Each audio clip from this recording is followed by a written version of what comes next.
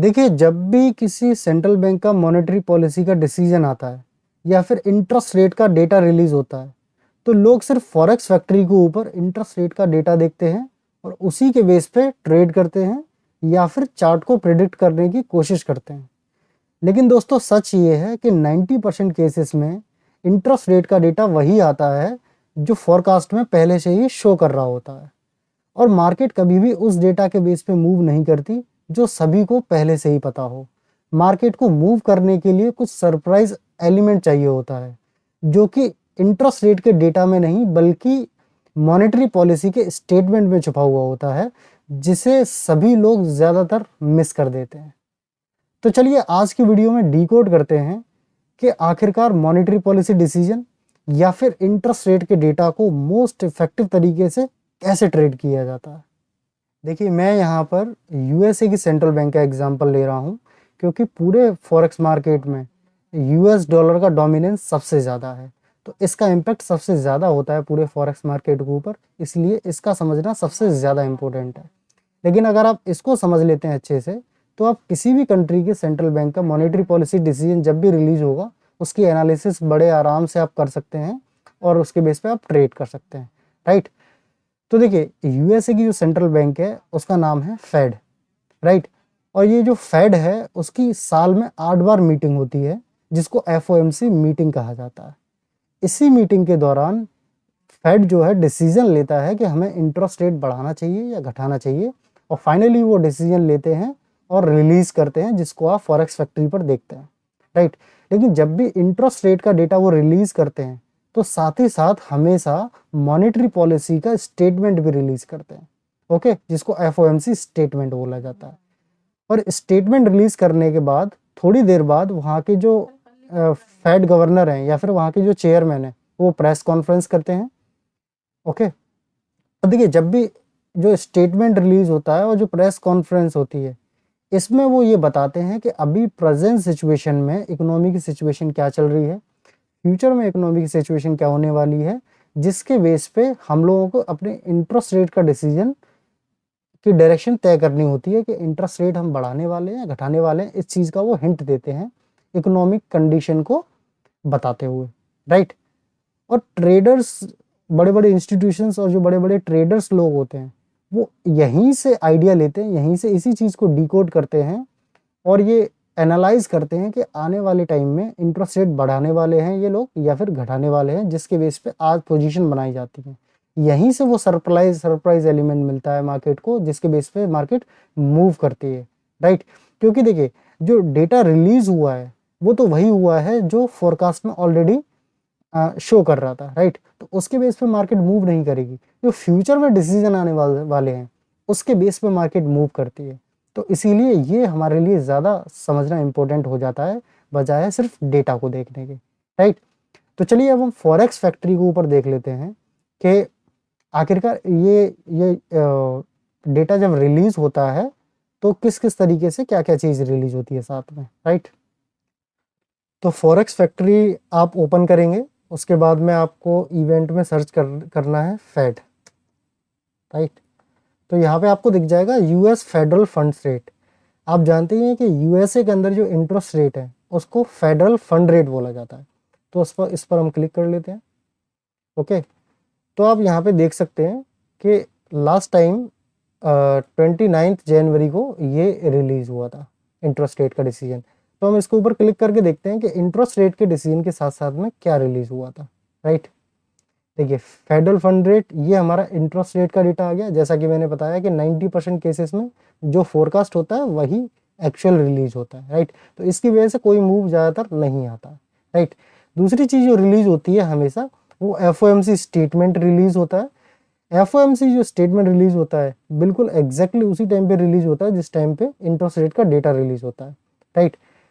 लेकिन जो FOMC press conference है ये थोड़ी देर बाद होती है, या तो आधा घंटे बाद या फिर 1 घंटे बाद ये प्रेस कॉन्फ्रेंस होती है, जिसमें वहाँ के जो फेड चेयरमैन है वो मीडिया से बात करते हैं, राइट। तो देखिए, ये 1 AM पे रिलीज हुआ है और जो इंटरेस्ट रेट का डिसीजन जो रिलीज हुआ है वो आपका 12:30 बजे रिलीज हुआ है, यानी कि आधे घंटे बाद प्रेस कॉन्फ्रेंस हुई है, राइट। तो ये दोनों चीज़ें हमारे लिए काफ़ी इंपॉर्टेंट है।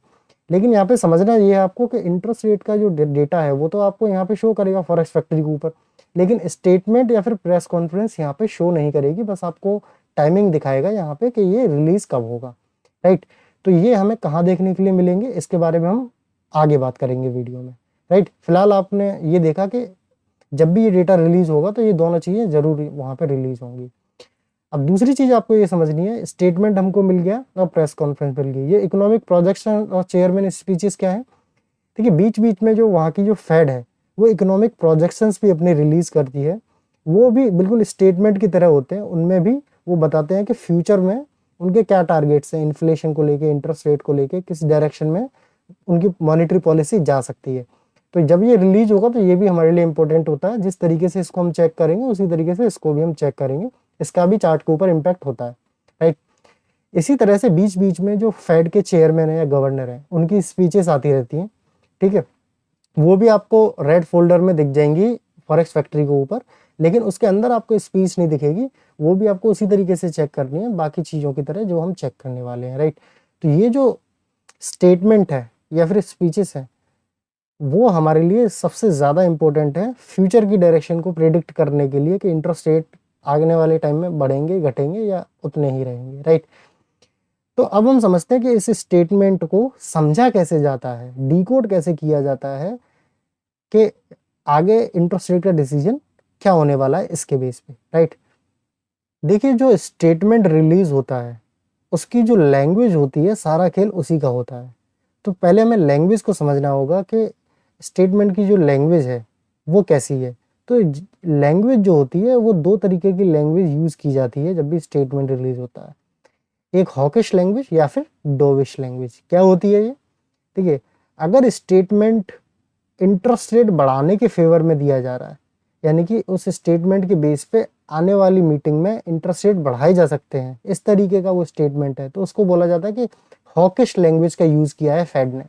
यही उल्टा कर दीजिए, अगर स्टेटमेंट कुछ इस तरीके का आ रहा है कि जिसके बेस पे फ्यूचर में इंटरेस्ट रेट कम हो सकते हैं, यानी कि इंटरेस्ट रेट को रिड्यूस करने के फेवर में स्टेटमेंट है, तो उसको बोला जाता है कि डोविश लैंग्वेज का यहाँ पे यूज किया गया है। अगर स्टेटमेंट ऐसा है कि ना वो डोविश है ना वो हॉकिश है, तो वो बोला जाता है उसको न्यूट्रल स्टेटमेंट है, उससे कोई क्लैरिटी नहीं मिल पा रही कि इंटरेस्ट रेट का डिसीजन क्या होने वाला है फ्यूचर के अंदर, ओके। और ये जो हॉकिश वर्ड है और ये डोविश वर्ड है आपको न्यूज़ आर्टिकल्स में खूब दिखेगा, जब भी आप ट्रेडिंग व्यू पे, फॉरेक्स फैक्ट्री पर कोई भी इकोनॉमिक आर्टिकल पढ़ेंगे मॉनेटरी पॉलिसी का, तो यही आपको दो वर्ड दिखाई देंगे, इसलिए मैंने इसका यूज़ किया है, राइट। अब हम समझते हैं कि हॉकिश लैंग्वेज क्या होती है और डोविश लैंग्वेज क्या होती है, राइट। सबसे पहले समझते हैं कि हॉकिश लैंग्वेज क्या होती है। ठीक है, जब भी जो फेड स्टेटमेंट है उसमें जो फोकस किया जाए वो इन्फ्लेशन के कंट्रोल पे किया जाए, तो हम बोलेंगे उसको हॉकिश लैंग्वेज है। ठीक है, क्यों? देखिए, इन्फ्लेशन के ऊपर अगर जब फोकस किया जा रहा है, इसका मतलब यह है कि इन्फ्लेशन ज़्यादा है, उसको कंट्रोल करना है। और इन्फ्लेशन को कंट्रोल करने के लिए आपको मैंने प्रीवियस वीडियोस में बताया है कि इन्फ्लेशन जब ज़्यादा हो जाती है तो उसको कंट्रोल करने के लिए इंटरेस्ट रेट बढ़ाए जाते हैं। ठीक है, तो इन्फ्लेशन का कोई कंसर्न है, इन्फ्लेशन को कंट्रोल करने के बारे में बात हो रही है, तो उसका इनडायरेक्टली मतलब ये होता है कि आने वाले टाइम में इंटरेस्ट रेट बढ़ाए जा सकते हैं, जिसकी वजह से उसको हम हॉकिश लैंग्वेज बोलते हैं, राइट। तो जब भी हॉकिश लैंग्वेज यूज करी जा रही होगी तो इस तरीके की कुछ वर्डिंग वहां पे यूज करी जाएगी, वो मैंने एग्जांपल आपको शो कर रहा हूँ। जैसे कि इस तरीके के वर्ड्स वहां पे यूज होंगे, सेंटेंसेस यूज होंगे। इन्फ्लेशन रिमेन्स एलिवेटेड, यानी कि इन्फ्लेशन जो है एलिवेटेड रह सकती है, यानी कि बढ़ी हुई रह सकती है आने वाले टाइम में। फर्दर पॉलिसी टाइटनिंग में भी अप्रोप्रिएट। टाइटनिंग का मतलब होता है इंटरेस्ट रेट बढ़ाना, यानी कि जो इंटरेस्ट रेट है उनको और बढ़ाया जा सकता है आने वाले टाइम में। Restrictive instance will be maintained. Restrictive policy का भी वही मतलब ये होता है कि इंटरेस्ट रेट बढ़ाए जा सकते हैं। Risk to inflation remain upside, यानी कि इन्फ्लेशन को बढ़ने का ही रिस्क ज़्यादा है, इसलिए इंटरेस्ट रेट बढ़ाए जा सकते हैं।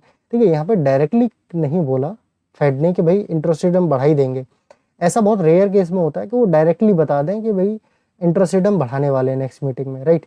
वो इस तरीके की वर्डिंग यूज करेंगे जिसके बेस पे हमें समझना होता है कि वो किस बारे में बात कर रहे हैं, राइट। अगर वो डायरेक्टली बोल देते हैं तो वो तो हम समझ ही लेंगे डायरेक्टली, लेकिन नॉर्मली वो डायरेक्टली नहीं बोलते हैं, राइट। देखिए दूसरा और क्या बोलते हैं लेबर मार्केट रिमेन्स स्ट्रांग, यानी कि वहाँ की जो जॉब मार्केट है वो स्ट्रांग रहने वाली है। ठीक है, जॉब मार्केट स्ट्रांग रहती है तो उसका भी मतलब ये होता है कि इन्फ्लेशन बढ़ सकती है आगे जाके, जिसकी वजह से इंटरेस्ट रेट बढ़ सकते हैं।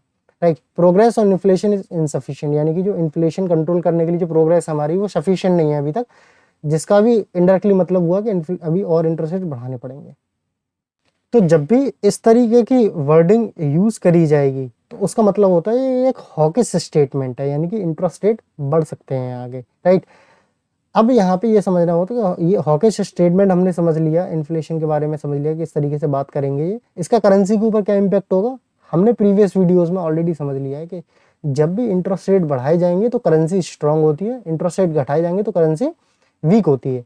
जब भी हॉकिश स्टेटमेंट होगा तो डॉलर स्ट्रांग होगा, डोविश स्टेटमेंट होगा तो डॉलर वीक होगा। राइट, अब हम समझते हैं कि जब भी स्टेटमेंट रिलीज होगा तो किस तरीके का ओवरऑल स्टेटमेंट किस तरीके से दिया जाता है। राइट, एक दो लाइन उसकी किस तरीके से रहेंगी जब भी स्टेटमेंट रिलीज होगा। तो देखिए इस तरीके की एग्जाम्पल स्टेटमेंट आपको दे रहा हूं मैं।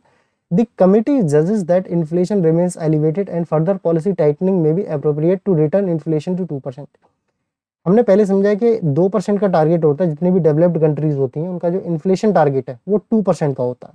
तो इसमें यही बोला गया है कि भाई जो कमेटी है उनको लगता है कि भाई जो इन्फ्लेशन अभी ज़्यादा रहेगी, जिसकी वजह से हमें और फर्दर टाइटनिंग करनी पड़ सकती है पॉलिसी में, यानी कि इंटरेस्ट रेट बढ़ाने पड़ सकते हैं इन्फ्लेशन को 2% तक लाने के लिए। राइट, तो इस तरीके का स्टेटमेंट रिलीज होता है, उसको बोला जाता है हॉकिश स्टेटमेंट। ये एक एग्जांपल दिया मैंने, रियल स्टेटमेंट भी हम अभी देखने वाले हैं। डोविश लैंग्वेज समझते हैं।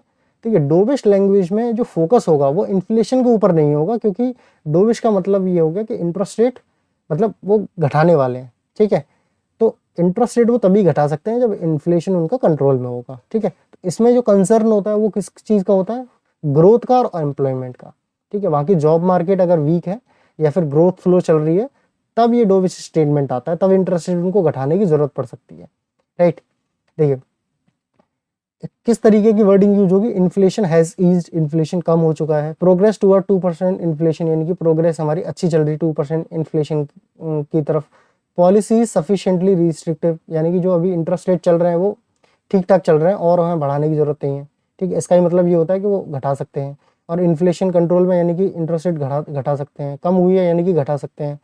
ठीक है, इकोनॉमिक एक्टिविटी हैज मॉडरेटेड। ठीक है, इकोनॉमिक एक्टिविटी जो हो रही है हमारी, ठीक है, वो थोड़ी सी स्लो हो रही है, उसको भी उसकी वजह से हम इंटरेस्ट रेट घटा सकते हैं। तो जब भी इस तरीके की फ्रेज यूज होंगे इसका मतलब यह है कि ये डोविश लैंग्वेज है, ये इंडिकेट कर रहा है कि इसके बेस पे इंटरेस्ट रेट घट सकते हैं। या तो वो डायरेक्टली भी बोल सकते हैं कई बार कि भाई इंटरेस्ट रेट हम आने वाले टाइम में घटाने वाला है। ओके, लेकिन स्ट्रेट फॉरवर्ड मैंने जैसा कि बताया कि रेयरली ऐसा होता है कि डायरेक्टली वो बोल दें ऐसा। राइट, तो डोविश लैंग्वेज अब समझ में आई। डोविश लैंग्वेज जब होगी तो ऑब्वियसली डॉलर वीक हो जाएगा। राइट, तो इसका भी एक एग्जांपल स्टेटमेंट हम देख लेते हैं। Inflation has eased over the past year and the committee believes policy is sufficiently restrictive. ठीक है, पिछले साल में जो इन्फ्लेशन है वो अच्छी खासी कम हुई है, जिसकी वजह से कमेटी को लगता है कि भाई पॉलिसी जो है सफिशिएंटली रिस्ट्रिक्टिव है, यानी कि जो इंटरेस्ट रेट है वो अभी ठीक चल रहे हैं इकोनॉमी के हिसाब से और बढ़ाने की जरूरत नहीं है, यानी कि यहाँ पे इंटरेस्ट रेट हम घटा सकते हैं। इसका मतलब ये हो गया इनडायरेक्टली। ठीक है, तो इस लैंग्वेज को हमें डिकोड करना होता है, जिसके बेस से हमें क्लियरली समझ में आता है कि ये डोविश लैंग्वेज है या फिर हॉकिश लैंग्वेज है। राइट, तो आई होप आपको क्लियरली समझ में आया होगा कि हॉकिश लैंग्वेज क्या होती है और डोविश लैंग्वेज क्या होती है, जिसके बेस पे डॉलर वीक होगा या स्ट्रांग होगा।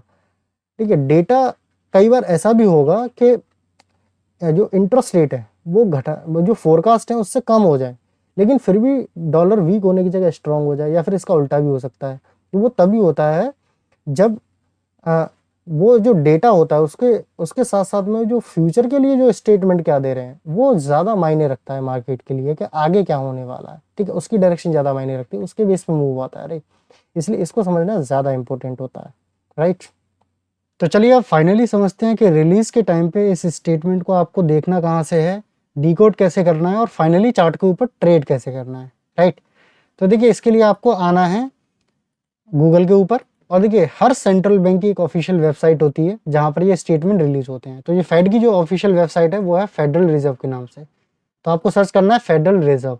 राइट, जैसे आप इसके होम पेज पे आओगे तो कुछ इस तरीके का आपको होम पेज दिख जाएगा। यहाँ पे आपको एक ऑप्शन मिलेगा मॉनेटरी पॉलिसी का, आपको इस ऑप्शन में आना है और यहाँ पे आपको FOMC वाला जो कॉलम है उसके अंदर जाना है और यहाँ एक ऑप्शन मिलेगा आपको मीटिंग कैलेंडर्स एंड इन्फॉर्मेशन, इसके अंदर जाना है। यहाँ पे जब आओगे तो जितनी भी FOMC मीटिंग्स रिसेंटली हुई हैं पूरा आपको हिस्टोरिकल डेटा आपको मिल जाएगा, ठीक है।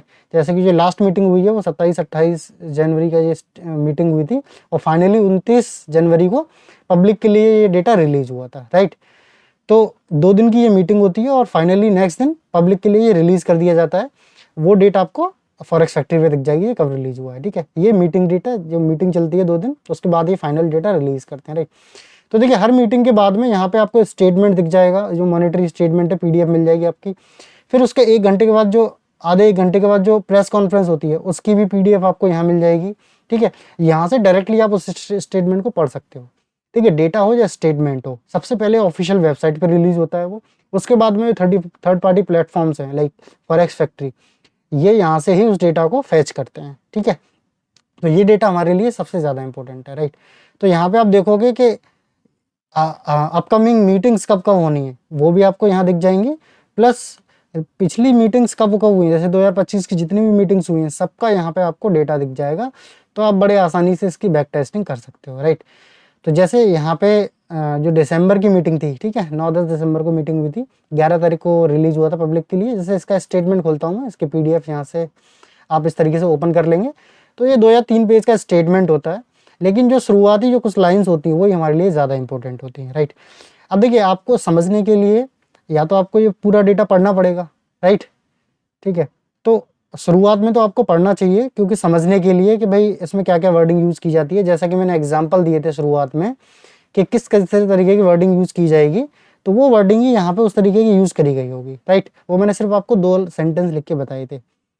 लेकिन प्रॉब्लम यहाँ पे ये है कि इतना बड़ा जो स्टेटमेंट है, ठीक है, उसको आप शुरुआत में पढ़ने में थोड़ी सी आपको प्रॉब्लम आ सकती है, क्योंकि इसको पढ़ोगे फिर उसको डिकोड करोगे तो एक बिगिनर के लिए काफ़ी चैलेंजिंग हो जाता है ये।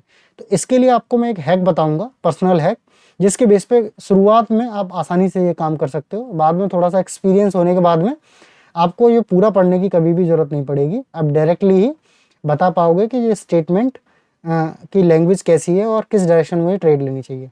तो नंबर 1 आपको ये समझ में आया कि आप यहाँ से चेक कर सकते हो। दूसरा प्लेटफॉर्म जो बता देता हूँ मैं आपको, जैसे ही ये स्टेटमेंट रिलीज होता है तो आप जैसे कि DXY पे क्लिक करोगे, तो DXY पे क्लिक करोगे तो यहाँ पे कुछ कॉलम्स मिल जाते हैं आपको, ठीक है, ओवरव्यू, न्यूज़, कम्युनिटी। तो जो न्यूज़ वाले सेक्शन पे आप क्लिक करोगे तो जैसे ही स्टेटमेंट रिलीज होता है, डेटा रिलीज होता है, तो यहाँ पे लाइव जो है आर्टिकल्स आ जाते हैं।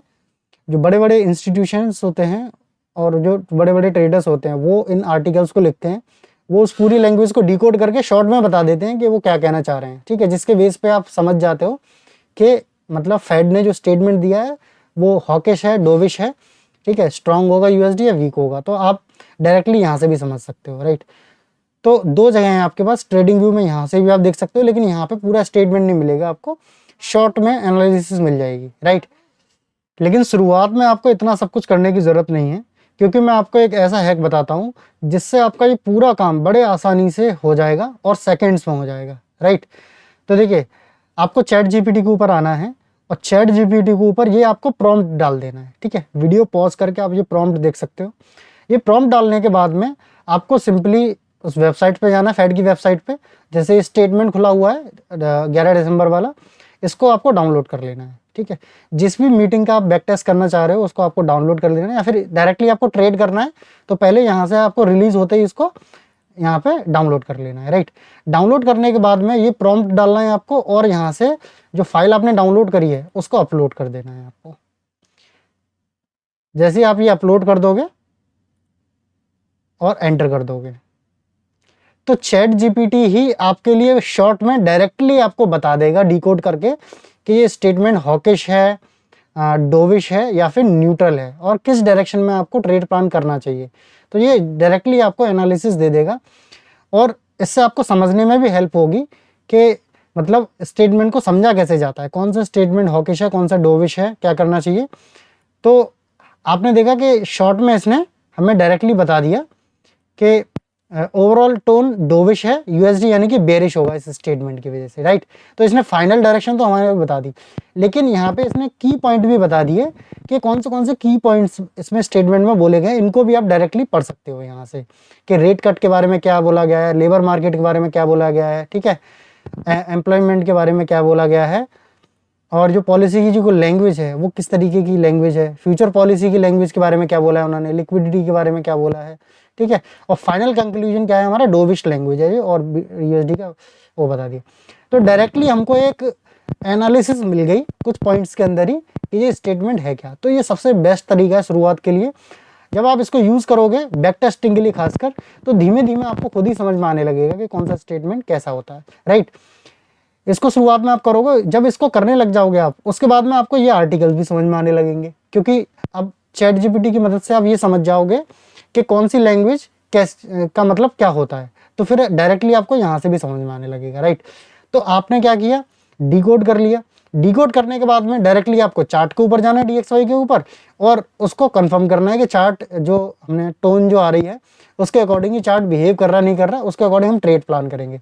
तो फटाफट इसको बैक टेस्ट भी कर लेते हैं, राइट। तो देखिए फॉरेक्स फैक्ट्री पर हम जाएंगे तो आप देख सकते हो 11 दिसंबर को ये डिसीजन आया था इंटरेस्ट रेट का। जैसा कि हम जानते हैं 90% केसेस में होता है कि फोरकास्ट और एक्चुअल डेटा सेम थे, इसका कोई इफेक्ट होगा नहीं, ठीक है। और यहाँ नीचे जाएंगे 12:30 बजे हमारा फेडरल फंड रेट का ये डिसीजन आया था, और एफओएमसी जो स्टेटमेंट है वो भी साथ में रिलीज हुआ, और इकोनॉमिक प्रोजेक्शंस भी उस दिन रिलीज हुए, राइट, जैसा कि मैंने बताया आपको, ठीक है। और प्रेस कॉन्फ्रेंस उनकी 1 बजे हुई, ठीक है। तो स्टेटमेंट जो है हमने डिकोड कर लिया है यहाँ का उस दिन के, उन्होंने डोविश ये डोविश स्टेटमेंट था, इसकी वजह से डीएक्सवाई में क्या असर आया होगा, डीएक्सवाई यहाँ पे बेरिश होना चाहिए, राइट। तो एक बार चार्ट अब देख लेते हैं बेरिश हुआ था या फिर नहीं हुआ था, ठीक है। तो इसका एक बार चार्ट ओपन कर लेंगे।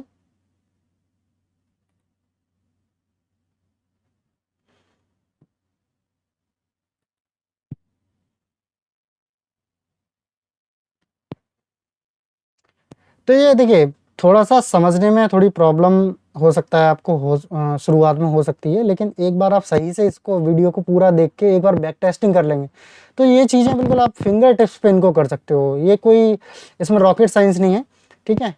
मैंने खुद ही इसको इतना सिंप्लीफाई करने की कोशिश करी है कि आपको कोई प्रॉब्लम ना आए।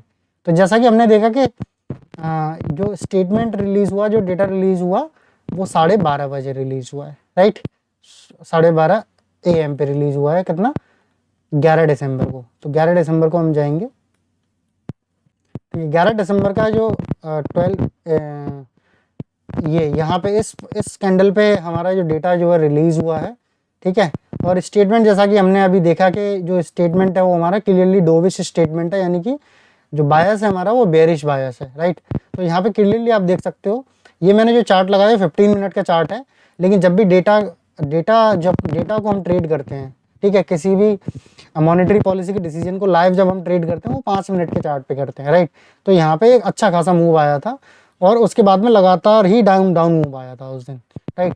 तो आप देख सकते हो क्लियर कट हमने एनालिसिस कर ली इसकी, कि इसका ब्रेकडाउन कर लिया कि लैंग्वेज कैसी थी और उसके ऊपर कैसा डायरेक्शनल इम्पैक्ट आना चाहिए। तो ये जो मूव आया, ठीक है, अब देखिए यहाँ पे कोई इंटरेस्ट रेट तो कट हुए नहीं थे, ठीक है, जिसकी वजह से डाउन मूव आया। तो डाउन मूव आया क्यों, क्योंकि फ्यूचर की डायरेक्शन ऐसी थी कि फ्यूचर में उन्होंने इंडिकेट किया कि इंटरेस्ट रेट कम हो सकते हैं, जिसकी वजह से ये मूव आया, राइट।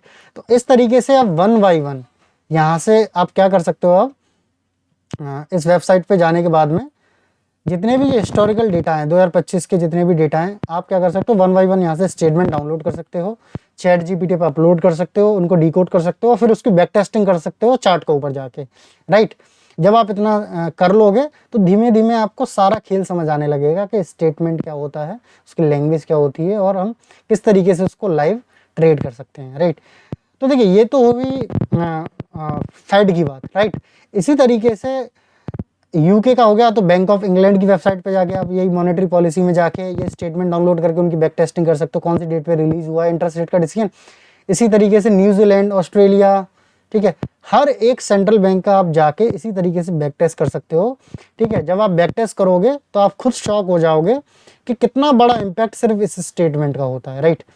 तो आप आई होप आपको पूरा स्ट्रक्चर आपको क्लियरली समझ में आया होगा कि हमें किस तरीके से इंटरेस्ट रेट के डेटा को ट्रेड करना चाहिए स्टेटमेंट को समझ के, ठीक है, और किस तरीके से हमें अपनी प्लानिंग करनी चाहिए, राइट। तो अब फिर भी अगर कोई आपका डाउट रह गया हो तो कमेंट सेक्शन में आप अपने डाउट्स लिख सकते हैं, मैं सभी का रिप्लाई करूँगा। तो चलिए मिलते हैं अगली वीडियो में, तब तक देखते रहिए डिकोडिंग फॉरेक्स हिंदी।